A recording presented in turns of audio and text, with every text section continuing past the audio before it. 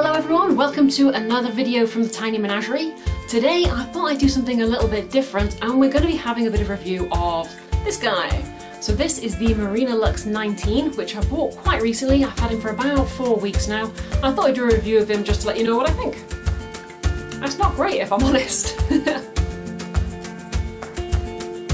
Okay, so that might have sounded a little bit harsh, and the first thing I wanted to point out is that this is the UK version, so it doesn't come with all the bells and whistles that the US one does. It's a very basic 19 litre or 4 and a bit gallon tank, and we're going to be looking at the overall build quality, the lighting, the filter. It doesn't come with a heater, so we can't review that.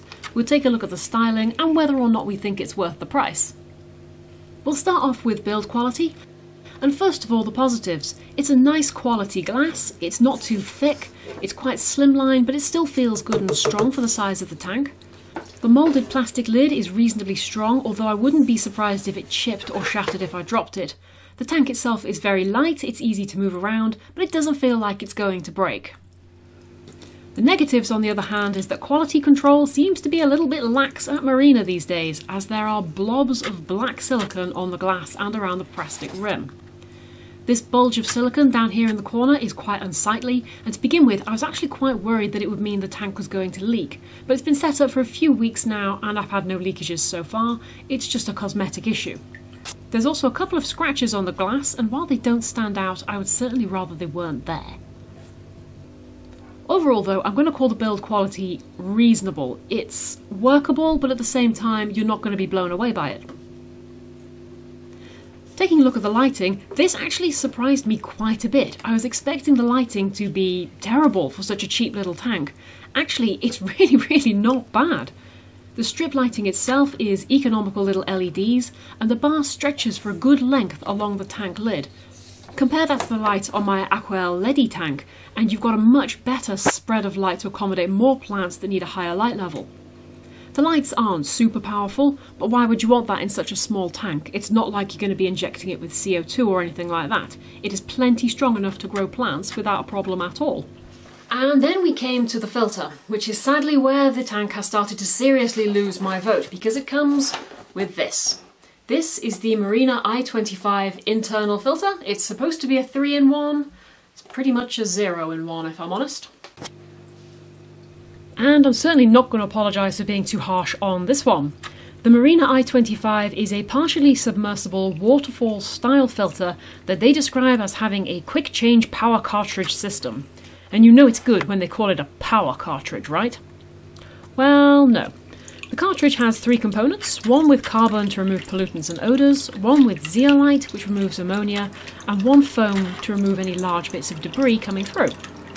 And there are 2 things that I really don't like about these little cartridges. Number 1, they're absolutely tiny. You would have to be so careful with the stocking, which is already going to be difficult in such a small tank, but even more careful because of how small these cartridges are. It's going to have barely any ability to filter. And the other thing I've got an issue with is the fact that you have to change the filter. It can't be cleaned. You can't get inside it in order to get the debris out of it. You have to change it, according to the instructions, every 2 to 4 weeks. 1, that's a crazy expense to add on to this little tank. You really shouldn't be spending that much just cleaning your filter. And 2, the whole point of a filter is that it becomes like a breeding ground for bacteria. That's where they live, and they're the ones who are removing the nitrates from your water in order to keep it clean. If you're throwing away that filter every time, then you're throwing away that bacterial colony that you've spent all that time growing every time. No, to me this is silly. There's absolutely no point. You're far better off just scrapping this one and buying a better filter from the outset. And the other issue that I have with it is the actual design of the filter itself. 1, it's astonishingly weak. Even in such a small tank, you get barely any water movement on the other side of the tank away from the filter. And you've also got this issue that the waterfall doesn't come out until it's about 3 centimetres down the filter, and then it needs to be able to fall into the water in order to get any aeration. So you're already losing about 6 centimetres of your tank. The tank was tiny to begin with, and you're sacrificing swimming space in order to get a small amount of aeration. It just seems daft. It's a really silly design for such a small tank. And so you're basically left with one of 2 choices. You can either fill the tank right up to the top, in which case the filter is going to be working and moving water around, but you're not going to have any aeration going on because you're not disturbing the surface of the water, or you have to only partially fill your tank, which sacrifices swimming space away from your fish. This just really isn't a choice that you should have to make in such a small tank. And then it comes to styling, and in terms of its styling, I think this is a nice little tank. The black silicone down the sides creates quite a nice framing effect when you're looking at the tank, so it looks a bit like a picture. And the lid lies nice and flat, it's not too obtrusive, it doesn't stick up way above the tank, which always looks a bit ugly in my opinion. It's the sort of style that you can very easily adapt no matter what kind of decor you've got in your home. You can always make this one blend in with it. My one questionable thing about its styling is the lid, and that's mainly because I can't work out what this big hole at the back is for. If it's supposed to be a handle, why is it so big? It doesn't need to have a feeding hole because we've already got one in the tank towards the front, and there's already another hole here that we can use for the wires. So why this one?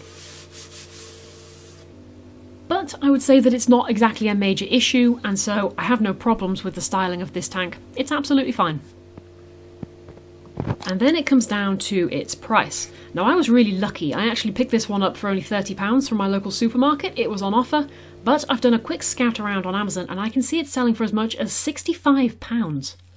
I would say 30 is pretty acceptable for this, although only just considering the quality isn't fantastic and I'm already going to have to replace some of the components. But if I paid £65 for this, I would be seriously unhappy. It is not worth that amount of money. You can get far better designs and better quality tanks for roughly the same price.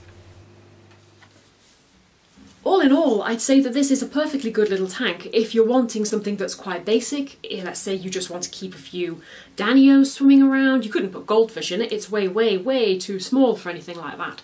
But certainly tiny little fish, or even if you're just looking to keep plants, then it's absolutely fine. It is a perfectly good tank.